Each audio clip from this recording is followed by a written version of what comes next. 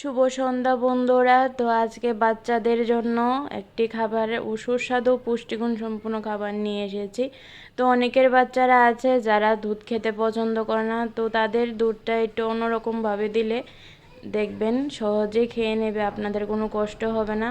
তার মধ্যে ওদেরও শক্তি অনেক পাবে শরীরে। তো তার জন্য এই দেখেন একটি কলা পিস পিস করে কেটে দিলাম আমি মিক্সিতে, আর তারপর দুটো খেজুর দিলাম, আর ফ্রিজ থেকে বার করে ঠান্ডা দুধ দিলাম, যেহেতু গরম কাল এখন, তো ঠান্ডা দুধটাই দিয়েছি ফ্রিজ থেকে বার করে। তো এবার এটাকে আমি গ্রাইন্ড করে নেব। তো হাফ গ্রাইন্ড করার পর চিনি দিলাম, তারপরে দেখেন মিশ্রণটা ঢেলে দিচ্ছি। তো নিচে আমার কলা কিছু দেখেন আস্ত আছে, তো এটা পরে গ্রাইন্ড করে দেব। তো গ্রাইন্ড করে আবার দিয়ে একটু ডেকোরেশনের জন্য ছেলেদের মেয়েদের খেতে ভালো লাগে, তার জন্য এই দেখুন কিশমিশ আর খেজুর ছড়িয়ে দিলাম।